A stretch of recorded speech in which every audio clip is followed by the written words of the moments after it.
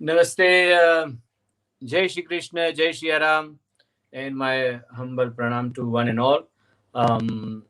As our 2021 started, and we pray for the community. Let's put hand together. Beginning of the show, very important show. We're gonna have today very important program. But before we commence that, let's offer the prayer to Ganesha that whole year 2021 go with the blessing and the raksha.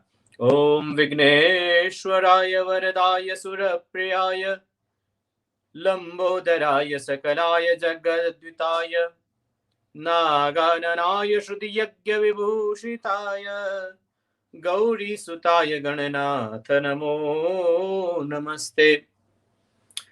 Today's program, it's very important, and important because today we're discussing the priest role in a community.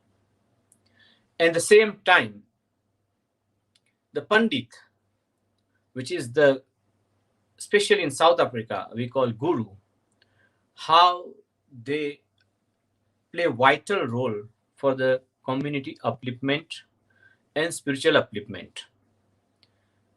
While many Pandit doing their duty, as my knowledge and many other priests will join now, that whole year, there are many Pandit without any worry of their health.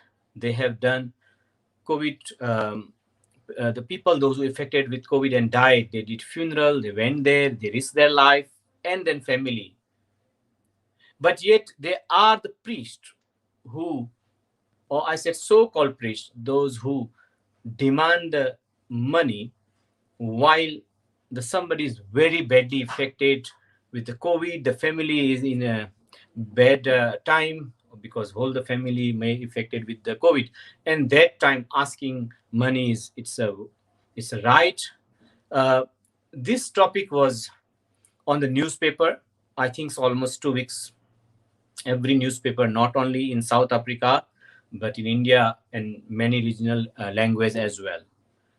So Dharma Samvad, as always, reach out to community, talk with the community, and keeping in that mind that how we can help the community. And the same time, those, because I feel when somebody put title that South African priest charge or overcharge money for the funeral, then we painting all the priests in one brush. And then as my argument to all the Hindu groups and the Facebook, that listen guys, there are many priests I know in South Africa, those who do their humble seva all the time. And not only the pujas, because seva is not just to do the puja or the coming to your home to do weddings and all, that's just like a social duty. But beside that, spiritual upliftment, or when the community need there for counseling or for the difficult time, they are there. So you cannot brush all in the same paint. And therefore, the special show for the Dakshina or the priest vital role, or what is the priest's role for the community, I hand over to Yashika Ben, who gonna host today's show, and then welcome to all my colleagues and friends. Namaste. Namaste. Thank you, Panditji. Namaskar. Happy to see you back in South Africa. Welcome everyone to another edition of Dharma Samvad. Today we ask the question, Guru Dakshina versus fees. And as Panditji has outlined very clearly, this has been a subject of debate in the last few months in South Africa. Click, can we go to slide 1, please? So the issue has been, what is the difference between Guru Dakshina versus a payment? And should Hindu Pandits be paid for services rendered? And how do we offer gratitude? So these are some of the questions that we are going to be asking today. Slide 2, please. So as Panditji says, in recent times, there's been articles in the paper. In fact, it wasn't just in South Africa. It actually went viral on social media as well as internationally. And I think the reason that this has come about is because people were actually disgusted by the behavior of some of the priests. And there's been an article in the paper where it was alleged that somebody saw a priest charging between 1,200 to 2,000 rands to conduct a funeral. And at the same time, a priest was actually counting his money, was actually sanitizing the notes, at a funeral. And it just goes to show the very bad taste, that unfortunately some of these priests have been putting, in the community, and also to bereaved families during this time. Slide 3, please. And so today's show is basically going to ask the question around, is there a stipulation in Hindu Dharma for Pandits to actually request fees? What does scriptures talk about when we speak about dhan or Guru Dakshina? In South Africa, when we have normal pujas, are they fees stipulated? And what does Shastra say about this? At what point can a priest give dhan after a funeral? Is it during the time? Is it after 10 days, etc.? So these are some of the questions that we'll be asking in the show today. Next slide, please. So there is a saying in the Yajur Veda that, "O Lord, the creator of the universe, help us remove and rise above all forms of vices and weaknesses, anger, arrogance, ego, greed, pride, and sorrow. May we be guided or inspired to live by those qualities that make us noble." There's also a saying in the Rig Veda, "Kranvanto Vishwamaryam," let us ennobilize the world. So if it's the duty of the Pandit to help and educate a society, then are we losing ourselves in the process of asking for money? And at the same time, what is the duty of a householder when they are looking at prayers, and then are they obliged to actually assist the priest in some way? There is also a saying, we must live the expression swa, swaha, and swaha, meaning to give happily of one's own for the happiness of others. And of course, at the end of our prayers, we say idam namama, not expecting anything in return. Unselfishness. Let us be the giver, not the taker. Again, in the Atharva Veda, it is saying, however much the wealth of vidya or knowledge is given or shared, it is never depleted or lost. Such must be the life and intention of a true Pandit or a Guru. So these are some of the quotes that we'll be talking about, especially today in our program from the Vedas as well as the Bhagavad Gita, etc. And we will leave it to our esteemed guests in the studio who will be able to share this information with us. Next slide, please. So in our studio today, we've seen that during the COVID, situation, that it has been very difficult for families to actually engage the services of priests. Some of our priests are, old, and it's difficult for them to travel, etc. But we have the opportunity to embrace technology, because also during this time, there's been some video clips that has come out to enable families to actually do the prayers themselves because of the circumstances. It has not been an easy year. It's over 300 days of the COVID pandemic. And so South Africa has actually gone through much suffering and much learning. Next slide, please. So we have in our studio today Guru Lokesh Ramnath Maharaj. He is from the South African Hindu Mahasabha, and he's also a senior lecturer in curriculum and education studies at the University of KwaZulu-Natal. We also have with us Guru Lakshmi Narayan Swaminathan from Lenasia South, from the Amrita Tateshwar Temple, excuse my pronunciation. We also have Pandit Jaidev Bhai, who is the priest of the Lakshmi Narayan Temple in Lenasia, and Guru Manogran from KwaZulu-Natal. So all four, it's a bumper show today, and we'll also be introducing Kerish Bim from Gauteng Hindus and Pravesh Hardin a little later on a little promo clip. So first up, thank you, Tech. I'd like each of our esteemed Pandits to have opening statements about this topic today, Guru Dakshina versus fees. So first up is Pandit Lokesh Maharaj. Please can you share an opening statement in this regard? Jai Sri Krishna Yashika ji, and Jai Sri Krishna to all the people that are tuned in at the moment. Thank you very much for this opportunity. As an opening statement, I just want to say that giving Dakshina to priests is an act of generosity that is integral to all Hindu religious ceremonies. By giving Dakshina, one is supporting the priests who are the upholders and teachers of Dharma. Priests depend upon householders for their livelihood and the ability to continue their work of teaching and promoting the values of Sanatan Dharma. And so householders should express their heartfelt love of the Dharma and appreciation of the priests and the gurus through giving generously according to their financial means. The Garud Puran has a quotation which says, Tasmad avashyam datavyam tada danam vidanataha alpam alpam va bahu veti mam gananam nevakarayet, which is that dan is of great value as it benefits not only the recipient but also the giver. The value of dan given in one's life accompanies one after one's death. Now, it is important to give dan to a worthy recipient who will use it to promote dharma. Sri Vishnu Bhagwan states in the Garud Puran that dan must be in accordance with one's ability, and nobody should be forced to give dan, as the benefit of such a dan is reduced. Now, the scriptures tell us that no puja should be done without a dakshina being offered. But at the same time, we are also cautioned by scriptures that there should be no haggling for the fee. For the haggling, by haggling rather, the priests are deprived of their place in heaven. So priests deprive themselves of a better life hereafter by haggling for fees.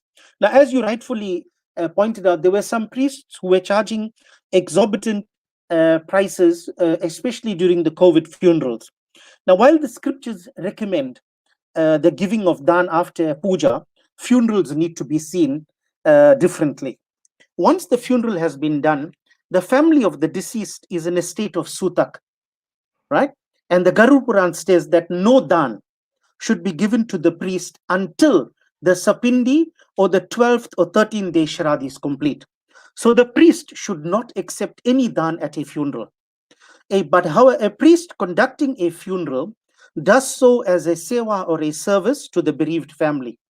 However, such a priest does so on the understanding that her or his services will be engaged in the subsequent ceremonies, etc. So that's the Panditji, I'm understanding going that they to have.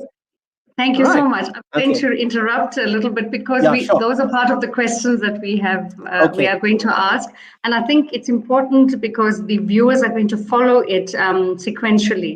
So it also gives them an idea of how we need to approach things. But thank you very much for that. I appreciate it.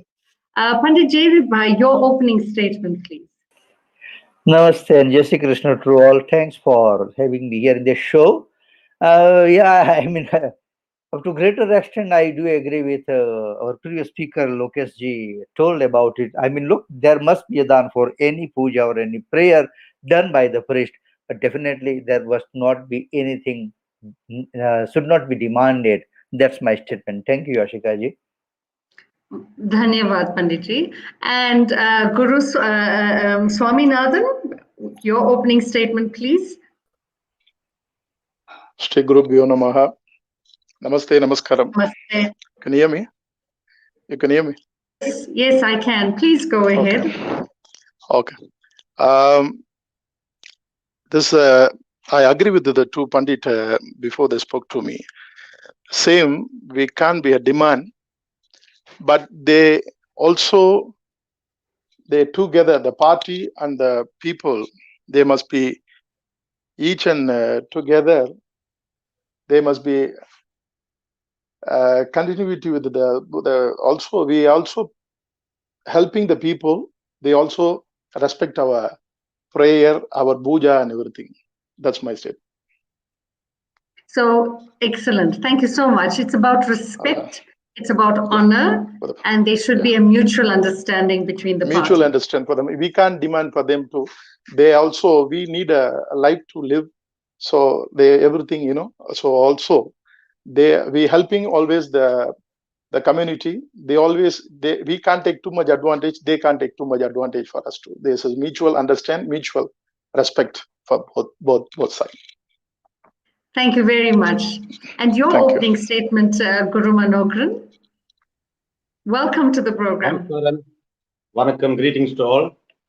In total agreement with the previous pundits, at the outset, I would like to draw the distinction between a temple priest and a priest that is doing work privately.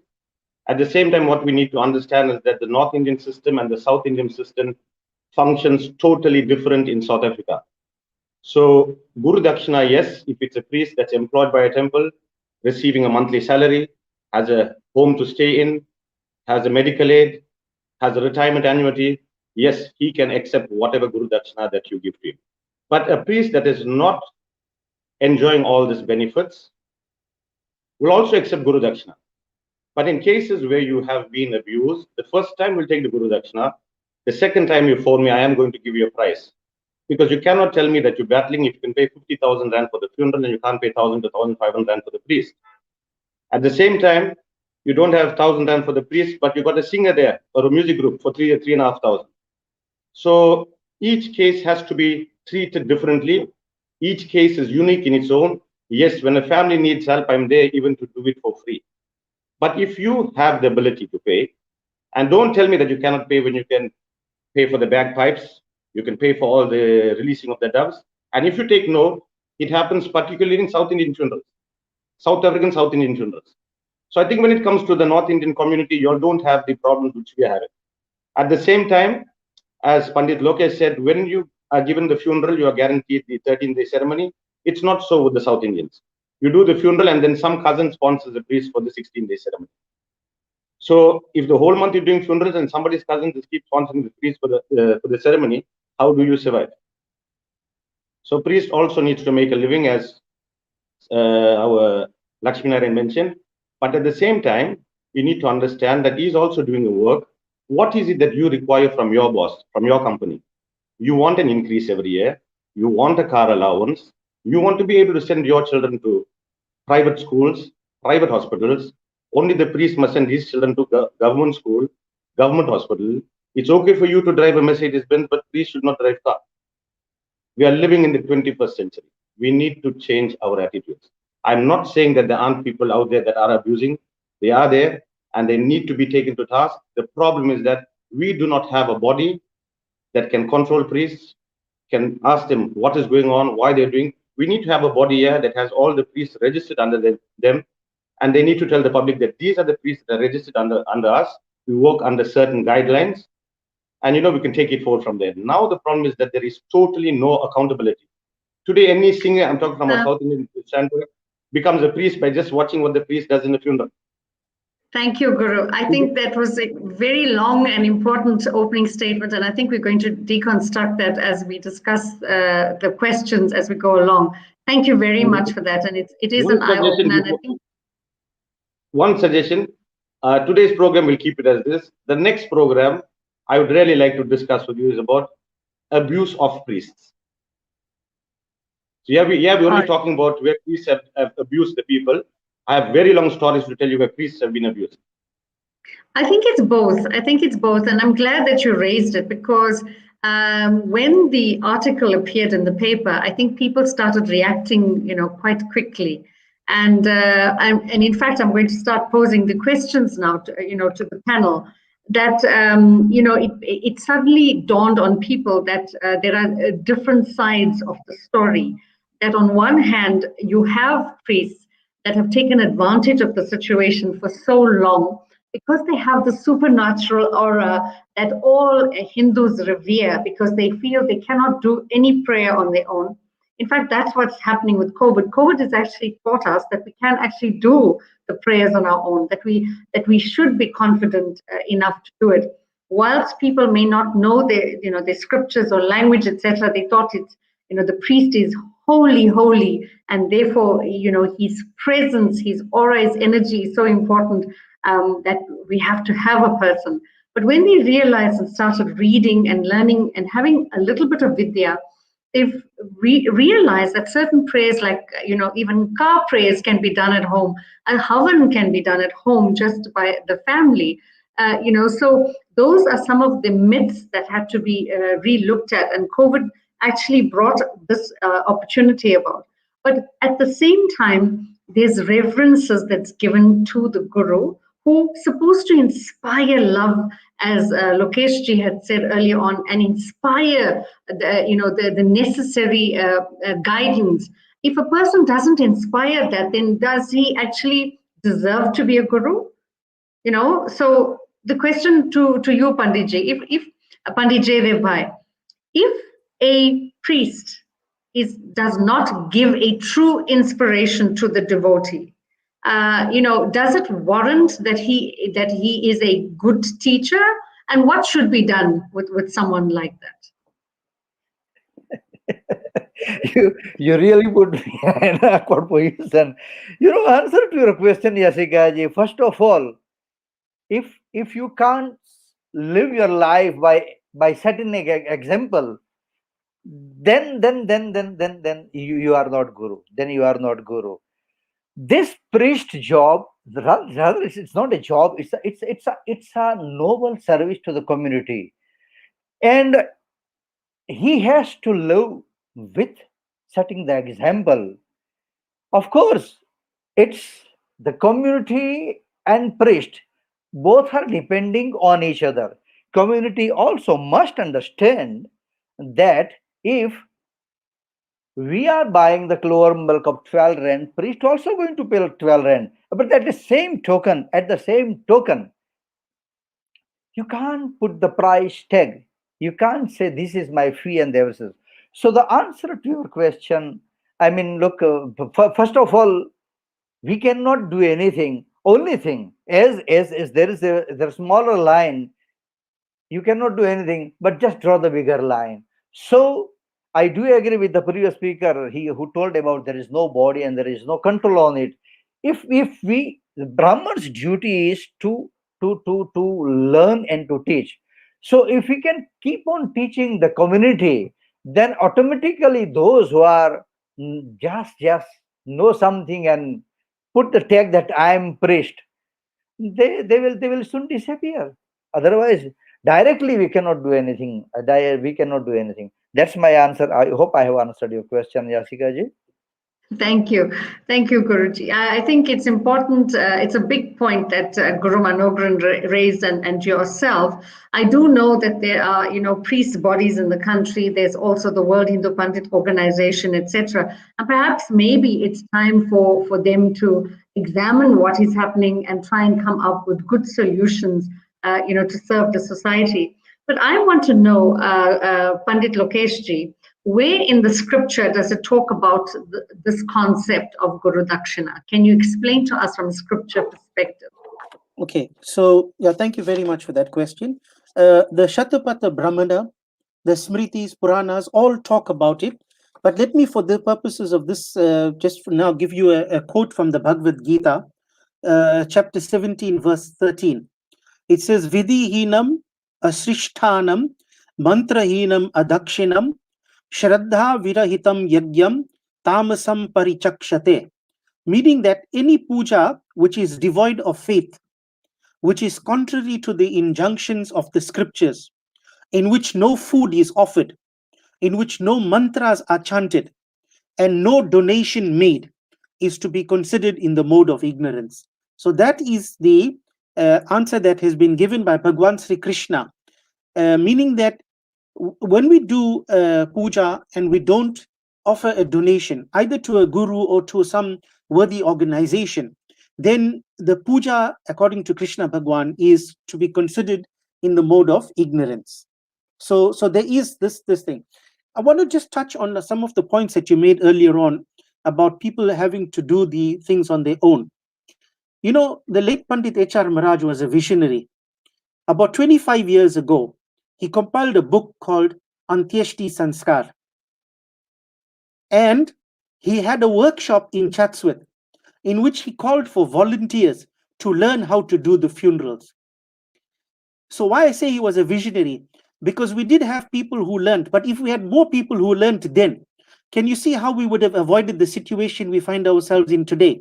So Panditji Exactly. had knew what was probably had an idea that in the future you're going to need people who will be able to, but it's still not too late. The Antyeshti Sanskar is still available. There's a audio cassette of it, and people can still take advantage of that. In fact, there are many books that have been printed on how to do your own pujas at home. So there's no reason why people cannot do that. Talking about organizations, you are right. There are many organizations. There's the Devasthanam Foundation of South Africa, which is actually a organization of Tamil temples, but they also have priests. The Gurumas is also an association of priests. The Arya Pratinidhi Sabha, the Arya Samaj has a priest council. Sanatan Dharam Sabha has a priest council. World Hindu priest organizations. And all of these organizations have a code of conduct. And a priest who belongs to any of these organizations who does not follow the rules can be charged against that. So recently, a complaint was sent to the minister in KwaZulu-Natal, minister of one of the ministers in the province. And the letter came to the South African Hindu Mahasabha. We investigated that as we had in others. It was a funeral-related issue. And it turned out that the accusation was false against the priest. So if people employ the services or get the services of a priest who belongs to a bona fide priest organization that has a code of conduct, we can protect the public, but we can also protect the priest. Absolutely. I think that's a very valid point and an important one to make.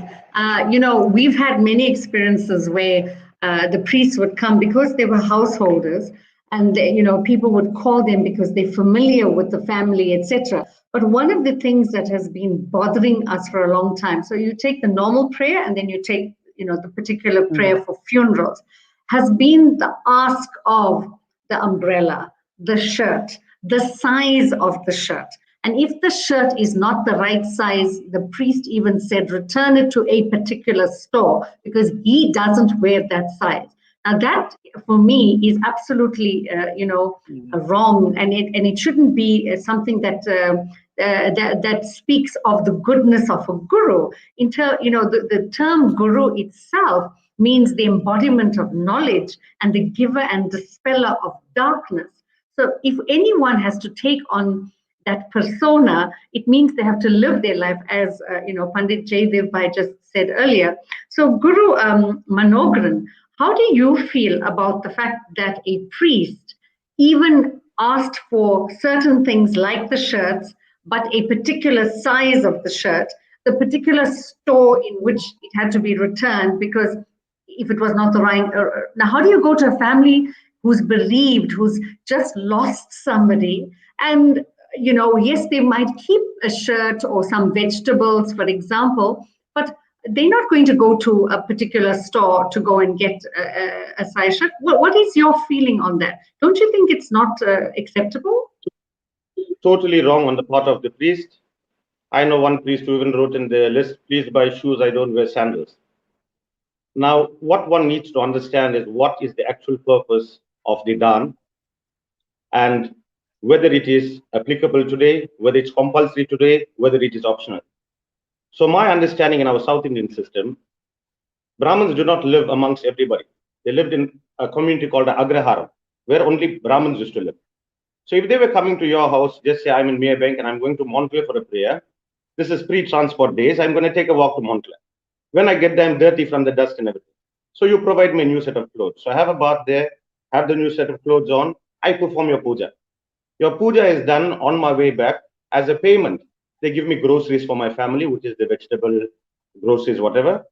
The sandals is for protection of your feet whilst you're walking back home. The umbrella is for protection from the weather, so you're not harmed by the hot sun or the rain. So this is why our dan was given at that time. There was no exchange of money. So the dan was given to the priest to run his household.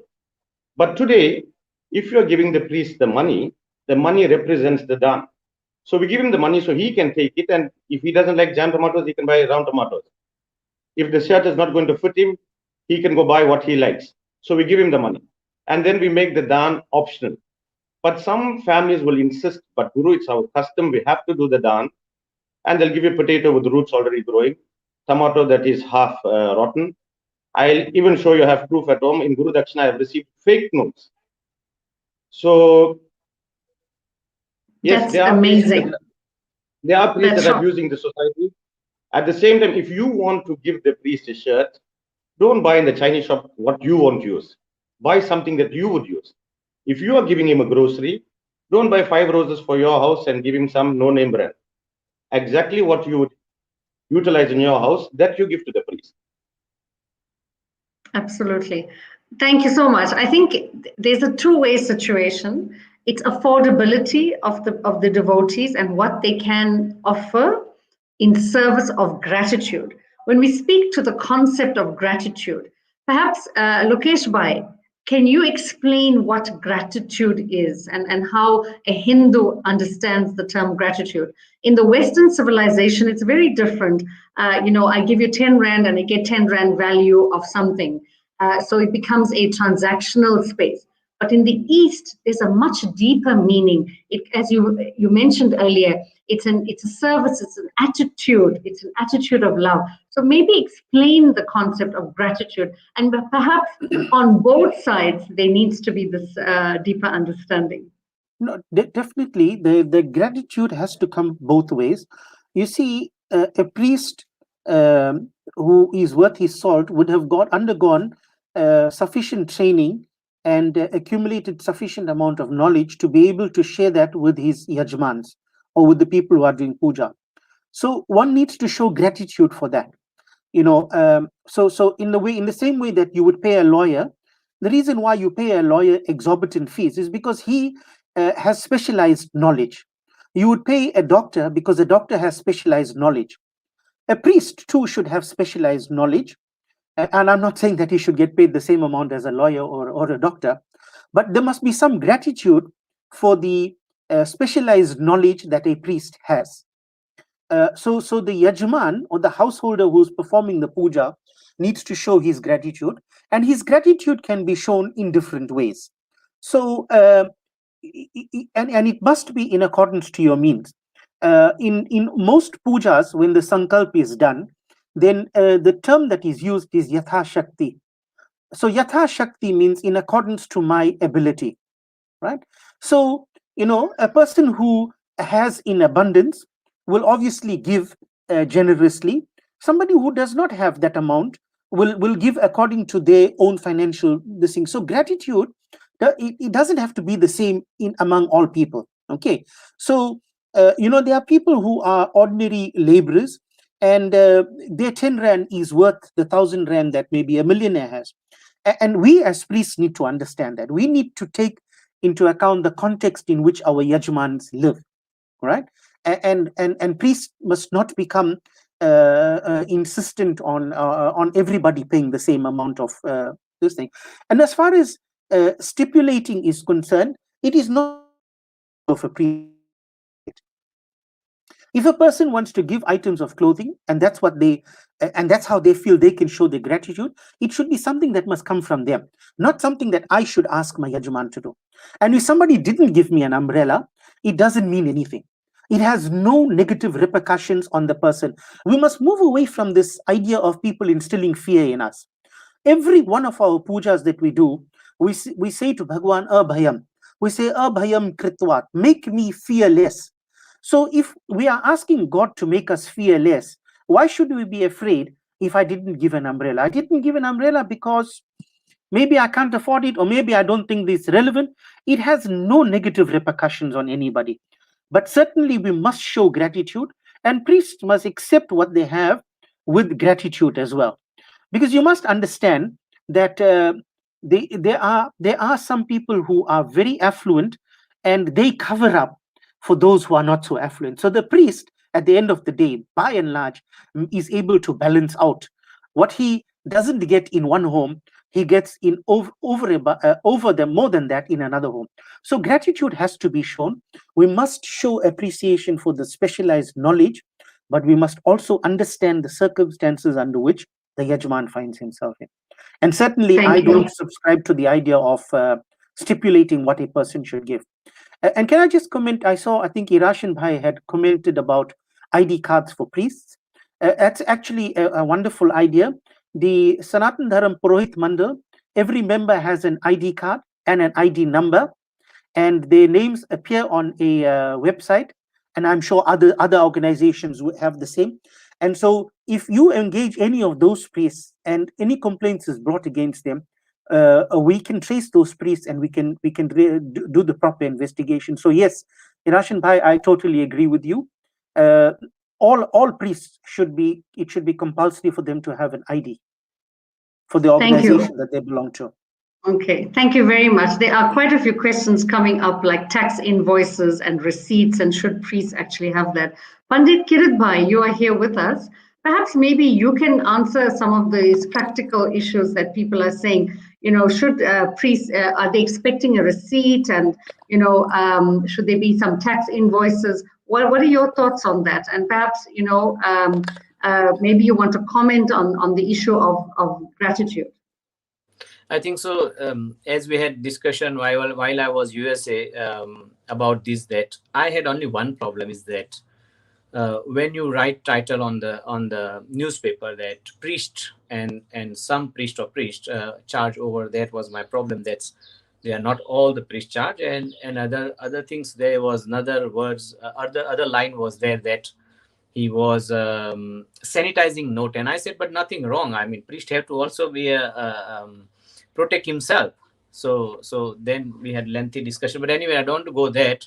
See, each priest previously, those who spoke from the Lokesh Bhai to Jaydev Bhai to Manogranji, valid point, and their experience to direct their experience from the community, like right, like other Panditji, our Manogran Panditji puts it, one show must be on priest abuse, and which is I agree with him.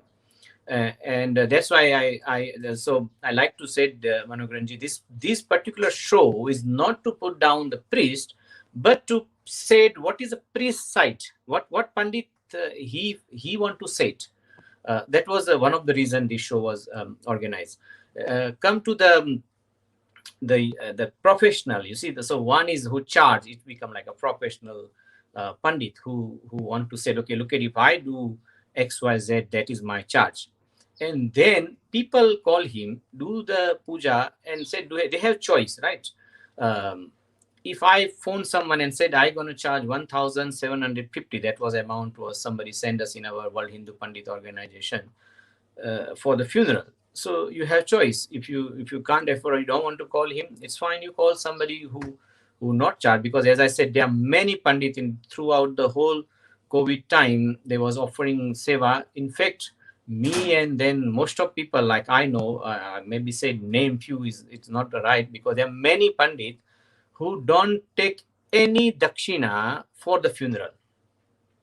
There are many times in a funeral place, they come with the envelope and they give us, and I said, look at, no, you take it back, because we don't charge. I don't charge specially. Or I know many Pandit on as a priest, I know that no one gonna take the dakshina like that, right?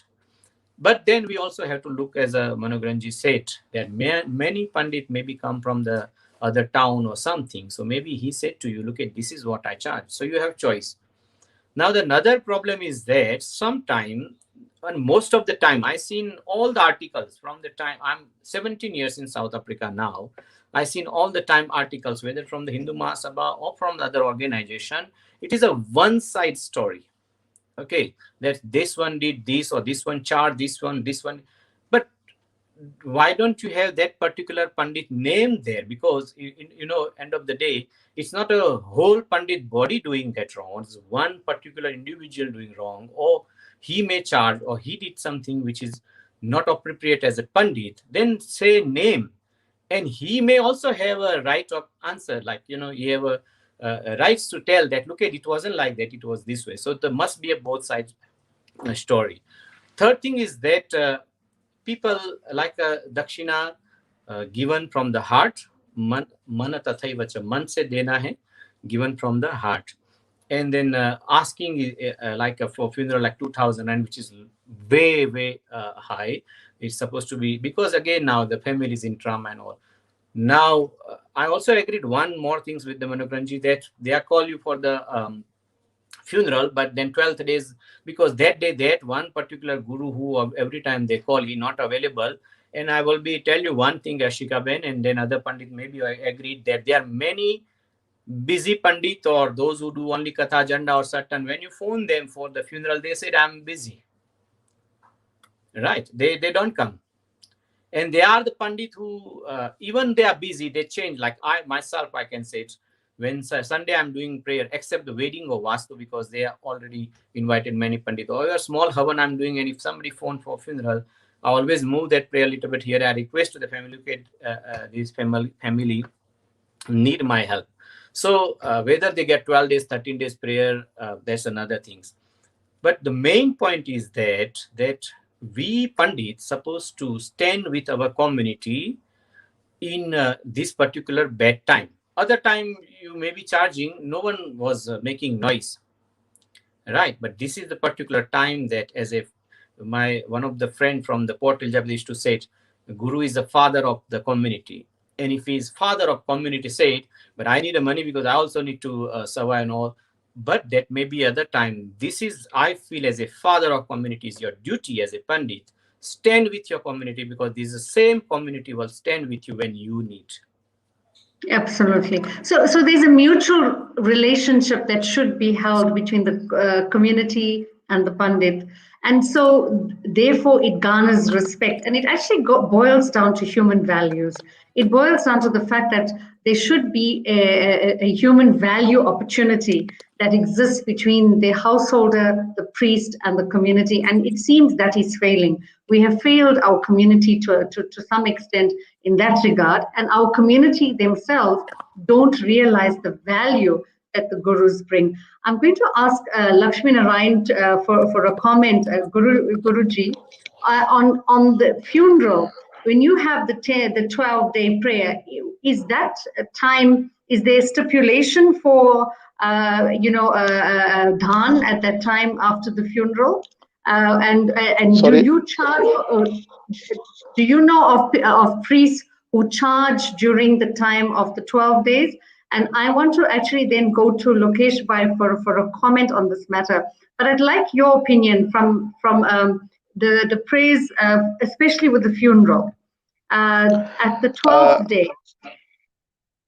Sorry about that. I don't do the funeral, so I don't know the idea. But whatever Manoharan mentioned before, Guru Manoharan, I agree with that. Mada, Pida, Guru, Devam. So the third stage of Guru, the Guru is a God to the public, the devotee. The Guru is a main man, middleman.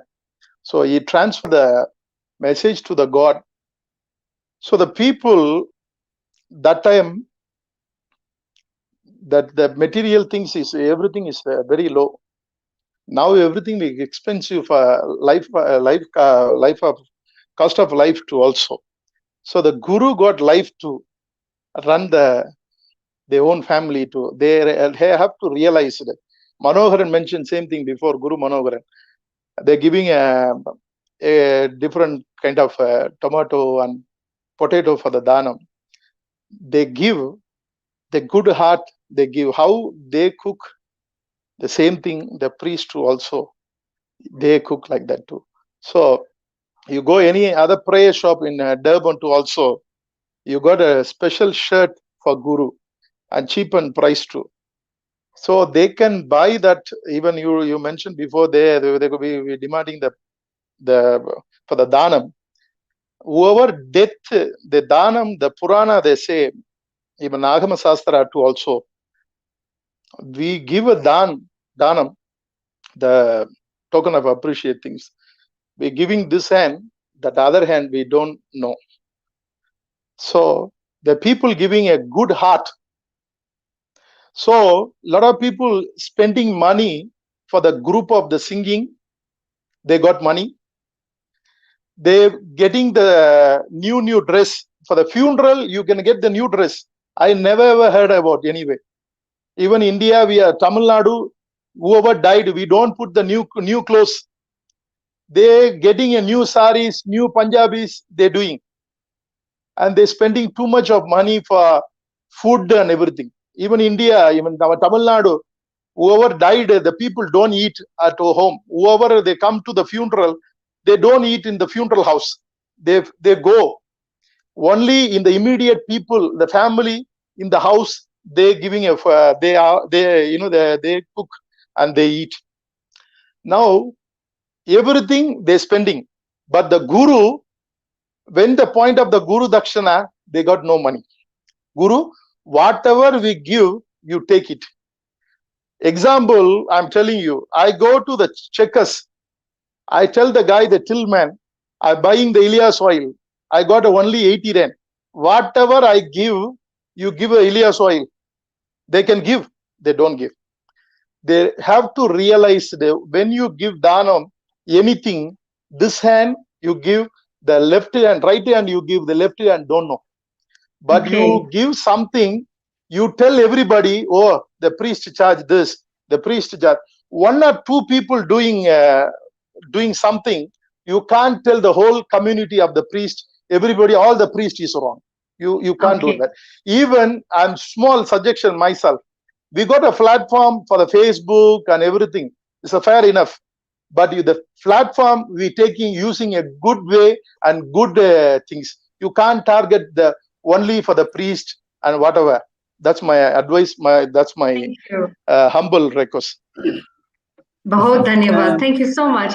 I have a very short time left because we've got two guests that will be coming up. I'm going to ask Lokesh Bhai to sum up in a minute, and I'm going to ask Manogran in a minute to sum up. Okay. Because this topic can be spoken about at length, but I think we need a way forward. Yeah. The Hindu public, I think, must be very careful about generalizing from one or two incidents of priests demanding money for funerals or other pujas, right? What we've seen in the newspapers is a very isolated case. And as Acharya-ji correctly said, we can't paint all priests with the same brush, because the majority of the Hindu priests in South Africa are morally upright, and they are sincerely making attempts to protect our dharma, to promote and protect our dharma. And I think what we must also, as Hindus, we must appeal to our fellow Hindus that they must stop using social media to put up derogatory things about priests and priest organizations. Because what you are doing is you are playing right into the hand of our detractors. Those people who are trying to convert us, when they see one Hindu attacking another Hindu by drawing funny cartoons, by saying fancy, faulty things about priests, you are playing into the hand of our detractors. Let's desist from that. Contact the organizations. We'll put those people in their place who are wrong. Thank you very much. Thanks, sir. Good, valid, Maharaj. Lovely.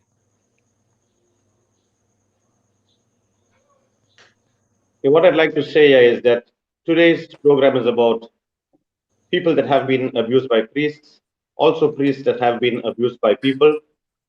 And what I would like to make a point of is that I don't think it's the priests that have been practicing for years that have abused the people. It's the express priests that have been born out of COVID, who saw this as an opportunity and went to town. So as you put it earlier, as a family, you've got the choice of where you want to go. So if you chose to go with an Alibaba, unfortunately, that's the school fees you got to pay. There are others available to do it for you. So its choice is what you make at the end of the day. At the same time, I also want to say, whilst I've been telling you that abuse that we've been going through, as Lokesh Maharaj mentioned before, that sometimes the family may not be able to give you that much, but an affluent person will bless you with much more. And I just want to tell you that last year, October, one of the Yajmans was so impressed. He blessed me with a vehicle because I never had a vehicle. So there's the good side to the story and also the bad side to the story. But the idea is about bringing the right story across. Every case needs to be dealt with individually because every case is not the same. And it's not the poor people that complain. It's those that have the money, as Guru Swaminathan mentioned, for all the other things except the priest. So from the priest side, definitely we're not here to abuse the community. From the community side, in the case when they're abusing us, most of the time they tell us that they're ignorant about it. When you tell somebody, give me what you can, I've had a case, I said, you said give what you can, 50 rand is all I got. But if I show you the vehicle, the person is driving. So sometimes you have to give some sense to certain people. So at the same time, we don't want to abuse the community. Community does not want abuse from the priest. Yes, there are problems on both sides. I'm not saying that it's wrong. There are problems on both sides. There's the good priest, the bad priest. Then you get the good family, the battling family, and the bad family. So this distinction also we have to make. With these words, namaskaram, vanakkam, namaste. Thank you. Space to debate and to share. So, and I think so very social valid media. point. Yashika, Yes. sorry to add on that. I think it's a very valid point that one thing is the social media things, which is our South Indian Panditji said. It's very easy to like it takes 17 years to me to build the Good names. respect in a community, and then it's one person who phone you for something, and then you couldn't help because of some circumstances, and then they go to the social media, write little article, and then they damage your image. So I think so we have to those recognize those people, those who just come and throw the stone and throw the mud and run away. Other things, valid point, which is the Pandit, those who studied or learned Pandit, which is our South African Hindu Mahasabha, and then if I'm not wrong, one or two other website also they have name of all those Pandit with their the like contact numbers, and then the temple or working like that.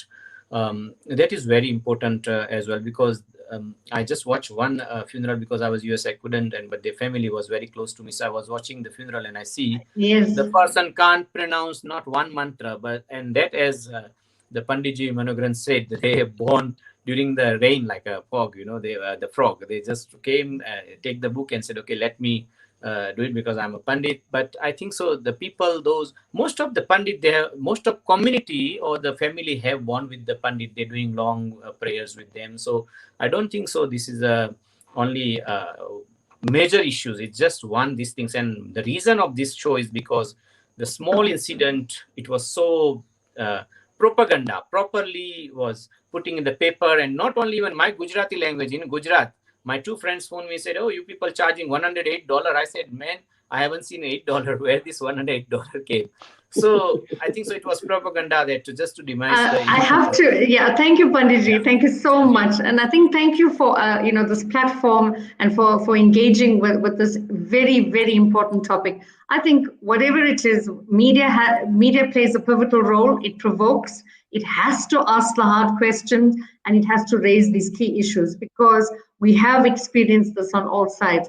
But thank you everyone for sharing your thoughts. I want to quickly go to Kirish Bim from the Gauteng Hindu Community platform, which is a Facebook platform, one of the largest reach platforms in the country, and Pravesh Hardin, who is the president of the World Hindu Foundation. And today you all are here to share some very important messages for the National Day, for the National Havan Day. So maybe just explain a little bit about this, and why are we having this particular event, and when is it going to be? So Kirishji, first up, welcome to Dharma Samvad.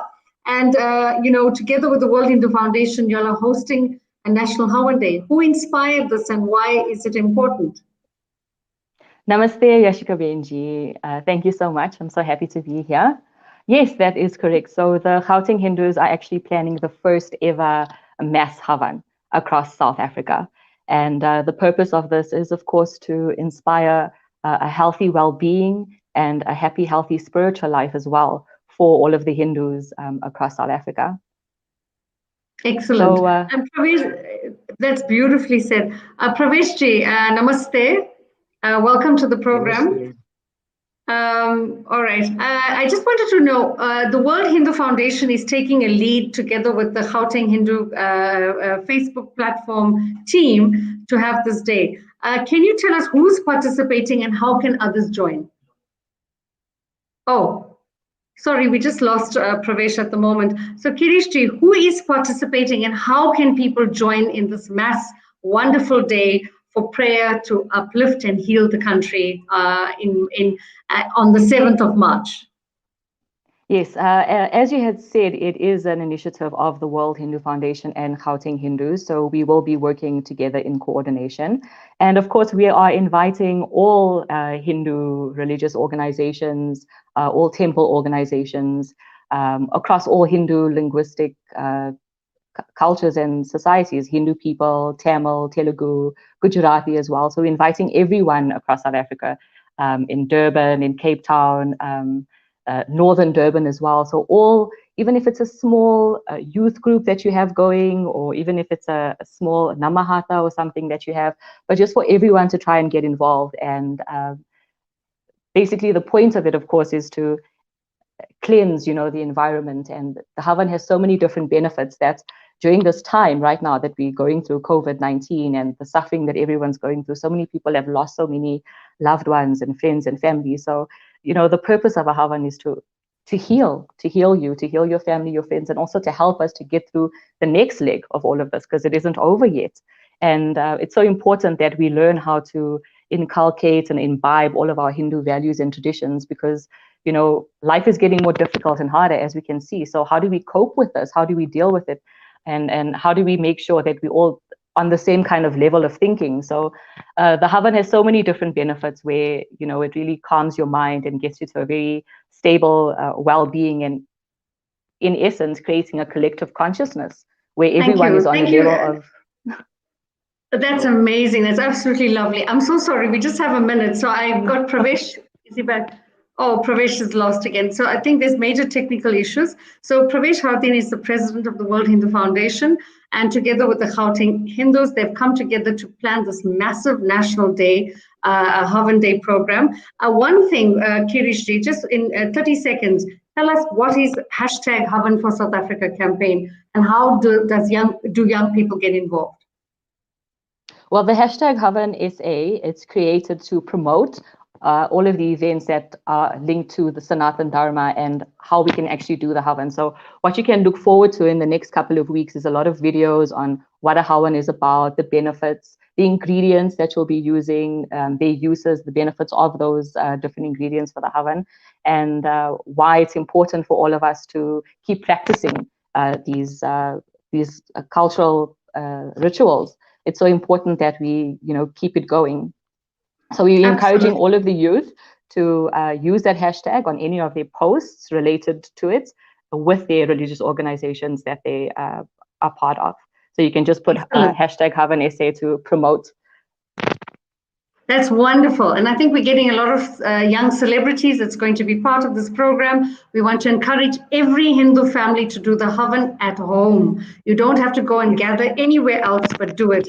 Because scientifically, it is said that this Havan is able to cleanse the molecules or dirt molecules in the air, and it's absolutely crucial and critical. Praveshji, are you here?